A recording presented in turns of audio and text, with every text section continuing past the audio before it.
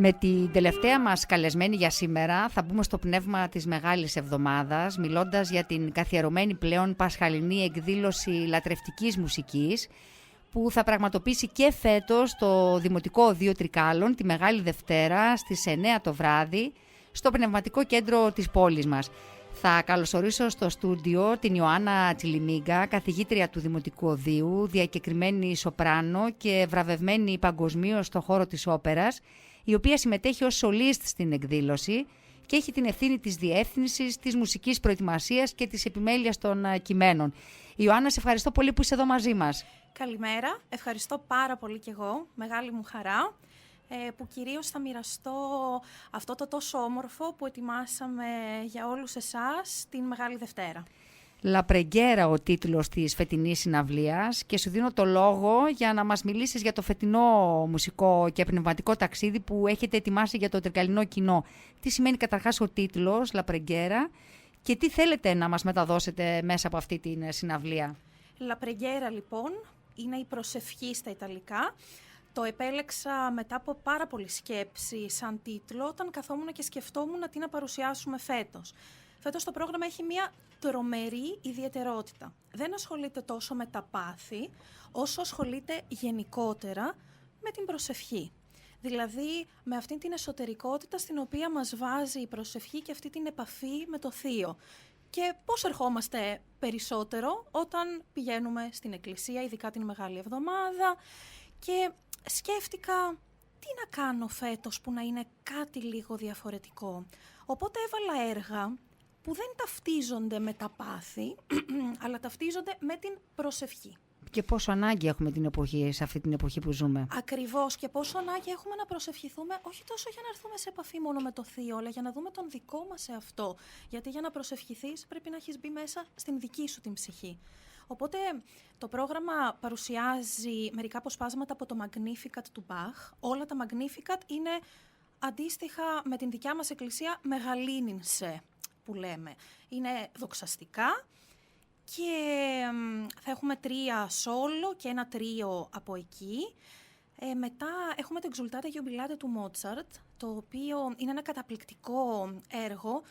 Αγαλιάστε δικαίως ουσιαστικά πάλι με βάση την δική μας εκκλησία, εν χορδές και οργάνης. Θα παρουσιαστούν 3 έργα για τα οποία είμαι πάρα πολύ περήφανη, πέρα από αυτά τα τόσο δύσκολα που ανέφερα του Μπαχ και του Μότσαρτ, τα οποία είναι τα εξής. Υπάρχει ένας συνθέτης Πολωνός, ο Γκρίνιολτς, ο οποίος είναι ακόμη εν ζωή. 2 του έργα που θα παρουσιαστούν δεν θα τα βρείτε καν στο YouTube για να τα ακούσετε από καμία χοροδία. Οπότε παρουσιάζονται μετά από πολύ μεγάλο μουσικολογικό ψάξιμο, ενδιαφέρον κλπ. Και υπάρχει και ένα ακόμη έργο του Μπόση, το Salve Regina, το οποίο επίσης θα το δείτε μόνο από πιάνο. Άρα έχουμε 3 έργα που τα παιδιά δεν είχαν καν από πού να τα ακούσουν, τα έμαθαν. Εσύ πώς ήρθες σε επαφή με αυτά τα έργα, Ιωάννα? Εγώ έψαξα πάρα πολύ. Τα έχεις ακούσει κάπου, σε κάποια συναυλία ίσως? Όχι, απλά μου άρεσαν οι συνθέτες και μου άρεσε το γεγονός ότι ο Γκρίνιολτς είναι εν ζωή. Οπότε θα παρουσιαστούν και έργα από έναν συνθέτη που ζει σήμερα. Δεν είναι όλα από ανθρώπους που γράφανε παλιά για αυτή τη μουσική. Και σήμερα λοιπόν η θρησκεία εμπνέει, τα πάθη του Χριστού εμπνέουν, η επαφή με την Παναγία, με την Εκκλησία, με την προσευχή ακόμη εμπνέει. Αυτό ήθελα λοιπόν να περάσω. Θα ακουστεί η προσευχή της Τόσκα, το οποίο είναι μια πολύ σημαντική στιγμή. Αυτό ερμηνεύεται και από μένα στην συναυλία αυτή. Θα ακουστεί μια ακόμη προσευχή από την όπερα Il Forza del Destino, η δύναμη του πεπρωμένου, που είναι του Βέρντι. Επίσης θα τραγουδηθεί από εμένα και την χοροδία μου αυτό. Και έχουμε και βυζαντινούς ύμνους που θα ακουστούν. Και το σημαντικό που ξέχασα να πω για τον Μπαχ είναι ότι έχουμε συνηθίσει αυτό το έργο να το ακούμε Χριστούγεννα. Δεν είναι μόνο για Χριστούγεννα. Ο Μπαχ ο ίδιος έγραψε πρώτα ένα Magnificat που κατάλαβε ότι τα λόγια τέριαζαν στα Χριστούγεννα. Και γράφει ένα δεύτερο, που είναι αυτό που θα παρουσιάσουμε σήμερα, όπου τι κάνει? Αλλάζει τα λόγια και τα φέρνει πλέον σαν να είναι ύμνοι για οποιαδήποτε με οποιοδήποτε λειτουργία. Οπότε αυτή είναι η ιδιαιτερότητα της συναυλίας μας. Και το νήμα που ενώνει κατά τη γνώμη σου τη δυτική εκκλησιαστική μουσική με την ορθόδοξη παράδοση που επίσης αγγίζεται στην παράσταση, ποιο είναι?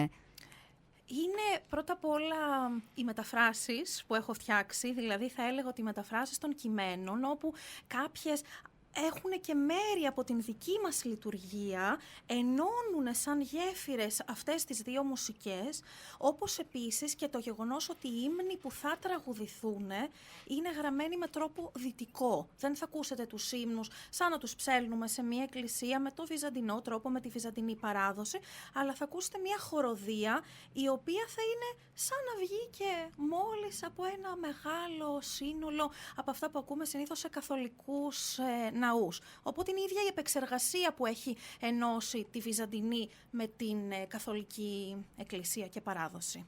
Σε αυτή την συναυλία, Ιωάννα, θα συνεργαστείς, θα είσαι στην ίδια σκηνή με τους μαθητές σου, έτσι. Πώς είναι να συνεργάζεσαι με τα παιδιά, με τους μαθητές, γιατί έχεις και ενήλικες μαθητές, σε ένα τόσο απαιτητικό έργο? Είναι τεράστια ευλογία πρώτα απ' όλα, το κάνω πάρα πολύ συνειδητά και με πολύ χαρά. Και μάλιστα δεν είναι τόσοι πολλοί αυτοί που θέλουν να το κάνουν, που βγάζουν τον εαυτό τους μαζί με τα παιδιά. Εγώ θέλω να δίνω κίνητρο πρώτα απ' όλα στους μαθητές μου, να βλέπουν ότι η δασκάλα τους εμπιστεύεται και τους εμπιστεύεται πώς, θέλοντας να τραγουδήσει μαζί τους. Δεν νομίζω ότι μπορώ να δείξω την εμπιστοσύνη μου στα παιδιά μου, τα μικρά και τα μεγάλα, με άλλο τρόπο. Τραγουδάω μαζί τους, είμαι μαζί τους στη σκηνή, οπότε τι θεωρώ? Ότι είμαστε κατά έναν τρόπο ίσοι. Και αυτό είναι το μήνυμα που θέλω να περάσω, ότι μαθαίνουμε μουσική για να είμαστε μία ομάδα, συμμετέχουμε και δεν θέλω να με βλέπουν μακριά. Ποτέ δεν ήθελα να με βλέπουν οι μαθητές μου μακριά τους. Θέλω να με βλέπουν κοντά τους, να παίρνουν παράδειγμα, καλό, κακό. Αυτοί κρίνουν, εγώ δεν μπορώ να το πω, αλλά να είμαστε όλοι μαζί.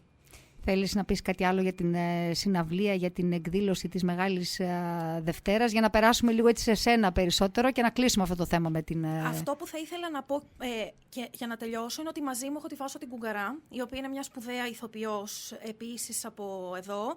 Η Ευαγγελία η Αργυροπούλου θα είναι μαζί μου στο πιάνο. Η Κατερίνα η Τάπανα που τραγουδά είναι πτυχιακή μου μαθήτρια για πτυχίο τραγουδιού. Η Μαριάτα επίσης είναι πολύ προχωρημένη μουσικός και πιανίστα βραβευμένη. Η Σίλια είναι πιο πολύ στα πρώτα της βήματα, αλλά είναι ένα τεράστια χαρισματικό πλάσμα και ότι τίποτα από όλα αυτά δεν θα μπορούσε να γίνει αν δεν είχα πάντα τη στήριξη σε κάθε τρελή μου ιδέα, πρώτα απ' όλα από τη διεύθυνση του οδείου, οπότε ευχαριστώ πάντα την κυρία Μπίζιου που είναι δίπλα μου σε κάθε ιδέα που έχω και με εμπιστεύεται στις επιλογές μου τυφλά και τον Δήμο που είναι πάντα συνοδοιπόρος μας. Είναι πολύ ωραίο και το αποτέλεσμα και πέρυσι η Μεγάλη Δευτέρα, η συναυλία που παρακολουθήσαμε ήταν καταπληκτική, ακούσαμε και όλα τα κορίτσια που ανέφερες προηγουμένως, ναι. Φανταστικές φωνές, πολύ καλή δουλειά, μπήκαμε σε ένα κλίμα κατανυκτικό, φύγαμε από την αίθουσα του Πνευματικού Κέντρου έχοντας αγαλιάσει η ψυχή μας, η καρδιά μας, Ιωάννα. Ευχαριστούμε πάρα πολύ. Κάτι αντίστοιχο θα περιμένουμε και φέτος από τη συναυλία. Μπορεί να είμαστε λίγοι, αλλά κάνουμε για και πολλούς. Καλή. Πάμε να πούμε 2 λόγια έτσι πριν σε αποχαιρετήσω και για σένα. Τι σημαίνει να είσαι σοπράνο σήμερα μέσα σε ένα τόσο απαιτητικό κόσμο της όπερας? Είναι δύσκολο, αλλά είναι τόσο σαγηνευτικό και εγωιτευτικό, γιατί είναι ένα μεγάλο ταξίδι. Η αναζήτηση της μουσικής πρώτα απ' όλα και των συναισθημάτων που παίρνεις από αυτή είναι ένα τεράστιο ταξίδι. Μπορεί να είναι πολύ δύσκολο, ο ανταγωνισμός μπορεί να είναι τεράστιος, ειδικά στις γυναικείες φωνές. Όμως, όπως έλεγε η γιαγιά μου, το κάθε προβατάκι από το ποδαράκι του κρέμεται. Έτσι, όσο δύσκολα κι αν είναι όλα, εάν πορεύεσαι με συνείδηση, με γνώση, με αγάπη σε αυτό που κάνεις, είναι γοητευτικό και μοναδικό. Όταν ανεβαίνω στη σκηνή, εγώ νιώθω ότι είμαι στο σπίτι μου. Ίσως πιο όμορφα από ότι είμαι στο σπίτι μου. Ήθελες πάντα να ακολουθήσεις αυτόν τον δρόμο, από ό,τι κατάλαβα, έτσι, παρά τις σπουδές σου. Ήθελα πάντα, τη νομική. Ναι. Έπαιρνα τα ρούχα της μαμάς μου όταν ήμουν πάρα πολύ μικρούλα, πριν τα 4 κιόλας, τόσο μικρούλα. Ρούχα, παπούτσια, κοσμήματα, ανέβαινα στα μπαλκόνια και έκανα ότι είμαι η Κάλλας. Τραγουδούσα λοιπόν την Κάρμεν, έκανα τη Βασίλισσα της Νύχτας και μάλιστα ήθελα να με προλογίζουν κιόλας. Δεν μου έφτανε το να βγω να τα πω. Ήθελα να λένε ότι θα έρθει ο Άννα και θα σας πει το τάδε. Να λοιπόν που το ζεις το όνειρό σου. Η λόξα. Υπάρχει κάποιος ρόλος, Ιωάννα, ή έργο που σε έχει σημαδέψει ερμηνευτικά? Ναι, έχω πάντα στην καρδιά μου, βασικά θα πω δύο. Πρώτα απ' όλα έγινα τραγουδίστρια όπερας, όταν ερωτεύτηκα την Μαρία Κάλλας να τραγουδάει την Βασίλισσα της Νύχτας. Και είπα λοιπόν του Μότσαρτ από τον Μαγικό Αυλό ότι εγώ αυτό θέλω να κάνω στη ζωή μου. Αυτό θέλω να τραγουδάω, έτσι θέλω να είμαι. Και μετά όταν ξεκίνησα να τραγουδάω, πλέον κλείνω και 10 χρόνια από το δίπλωμά μου, είναι μια σημαδιακή χρονιά η φετινή. Όταν ξεκίνησα λοιπόν να τραγουδάω επαγγελματικά, ήρθα αντιμέτωπη με έναν φανταστικό ρόλο, το ρόλο της Βιολέτα Βαλερή από την Τραβιάτα του Βέρντι, όπου τα συναισθήματά της και ο τρόπος που τα εξέλισε η μουσική και η σχέση της με τους ανθρώπους και όλη αυτή η σαγίνη με έκανα να ερωτευτώ τον ρόλο, να ερωτευτώ το συνθέτη, να ερωτευτώ τη μουσική και να θέλω τόσο μα τόσο πολύ να το τραγουδήσω, οπότε είναι ένας ρόλος που με έχει στιγματίσει πολύ σε κάθε μου εμφάνιση. Έχεις και μια πολύ έντονη θεατρικότητα στην ερμηνεία κάθε ρόλου πάνω στη σκηνή, Ιωάννα, και κάνει και το να σε παρακολουθεί κανείς είναι πραγματικά μαγικό. Εκφράζεις τόσο έντονα τα συναισθήματά σου, παρόλο που δεν μπορούμε να καταλάβουμε το ευρύτερο κοινό, τα λόγια, από τις κινήσεις σου, από τον τρόπο που ερμηνεύεις κάθε φορά ένα μουσικό θέμα, παίρνουμε κάπως είδηση, καταλαβαίνουμε περί τίνος πρόκειται. Είσαι τόσο εκφραστική. Ευχαριστώ πάρα πολύ. Με χαροποιεί αυτό το σχόλιο όσο δεν λέγεται, διότι όταν τραγουδάω, αυτό που θέλω είναι να μεταδίδω και τον εαυτό μου και την δική μου αλήθεια, αλλά και την αλήθεια του κάθε ρόλου και του κάθε πράγματος που λέω. Οπότε αν αυτό φτάνει κάτω, ακόμη και χωρίς να ξέρετε τι σας λέω και το αντιλαμβάνεστε, τότε είναι πάρα πολύ μεγάλο δώρο για έναν καλλιτέχνη που ασχολείται με αυτό το ρεπερτόριο. Είναι ακριβώς έτσι. Πώς διαχειρίζεται μια λυρική καλλιτέχνηδα αυτό το συναισθηματικό βάρος τόσο διαφορετικών ρόλων πάνω στη σκηνή, που μπορεί και να εναλλάσσονται έτσι στην ίδια εμφάνιση τα συναισθήματα? Είναι ένα τεράστιο άδειασμα ψυχής μετά από μια συναυλία, δηλαδή το μόνο το οποίο μπορείς να κάνεις είναι απλά να ξεκουραστείς, να αποσυμφορηθείς, δίνεις την ψυχή σου και τον εαυτό σου και τον μεταβάλεις. Οπότε αυτό είναι το εντός εισαγωγικών δύσκολο, ότι πρέπει να μπεις στον ψυχισμό του κάθε ρόλου και όχι μόνο του κάθε ρόλου και του κάθε είδους που τραγουδάς. Ας πούμε η συναυλία που θα έχουμε τώρα έχει ορατόριο στην αρχή, το οποίο έχει αυτό το αυστηρό εντός εισαγωγικών και το ζεστό που έχει η παρουσία στην εκκλησία. Έχει και δύο αποσπάσματα από όπερα όμως. Οπότε εκεί πρέπει να είσαι ένας άλλος εαυτός.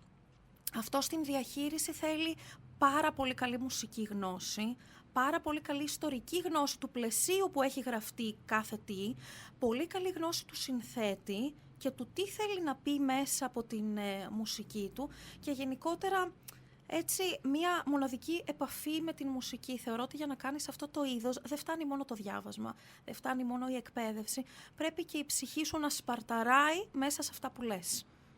Άρα δηλαδή όταν ανεβαίνεις στη σκηνή προηγείται για σένα η τεχνική αρτιότητα ή το συναίσθημα ή και προσπαθείς να τα παντρέψεις και τα δύο? Μέχρι να φτάσω και να πατήσω το σανίδι, η τεχνική είναι η πρωταγωνίστρια σε όλη τη δουλειά που έχει γίνει πριν, διότι πρέπει να μαθευτεί ο ρόλος, να μαθευτούν τα λόγια, να ξέρεις πότε θα μπει ο άλλος, πότε θα μπει η χοροδία, πότε θα μπει το οτιδήποτε και να είσαι κι εσύ άψογος στον τρόπο που ερμηνεύεις. Οπότε στο πλαίσιο του διαβάσματος πρώτα σκέφτεσαι το τεχνικό κομμάτι και μετά έρχεται και το συναισθηματικό για να παντρευτούν αυτά τα δύο. Τη στιγμή που πατάς το πόδι σου πάνω στη σκηνή όμως, η τεχνική έχει κάνει τη δουλειά της και ο εαυτός σου αφήνεται σε όλα αυτά που έχει μάθει και σε όλα αυτά που έχει βιώσει. Ανοίγει τα φτερά και πετάει. Αυτό θα μπορούσα να πω σαν περιγραφή. Αυτές είναι και κάποιες από τις πολύ βασικές συμβουλές που θα έδινε σε ένα παιδί, μια νέα σοπράνο που κάνει τώρα τα πρώτα της βήματα? Ακριβώς. Πρώτα απ' όλα θα έλεγα ότι αν δεν το αγαπάς απίστευτα, δεν υπάρχει λόγος να το κάνεις. Πολλές σπουδές, πολύ διάβασμα, πολλές γλώσσες, πολλή μουσική, όλα πολλά. Οπότε να βρει την αγάπη μέσα σε αυτό και μετά με τεχνική σαν αλφαβήτα και με έναν ειλικρινή συναισθηματικό κόσμο να πορευτεί σε αυτόν τον στίβο. Πάντα με αλήθεια μιλάω. Ιωάννα, σε ευχαριστώ πάρα πολύ για αυτή τη συνομιλία. Περιμένουμε τη συναυλία της Μεγάλης Δευτέρας, La Preghiera, ο τίτλος της. Να είσαι καλά, καλό Πάσχα σου εύχομαι. Ευχαριστώ πάρα πολύ, και καλό πάντα Πάσχα να μας σε όλους χαρίζεις μας. πολύ όμορφες στιγμές μουσικές, με τη φωνή σου να ταξιδεύουμε και να ανοίγει η ψυχή και το μυαλό μας. Ευχαριστώ πολύ, καλή αντάμωση. Ελάτε να θαυμάσετε κυρίως τα παιδιά μου όμως αυτήν την Στο εκδήλωση. Πνευματικό Κέντρο, Μεγάλη Δευτέρα, Στις 9. στις 9. Να είσαι καλά. Γεια σας.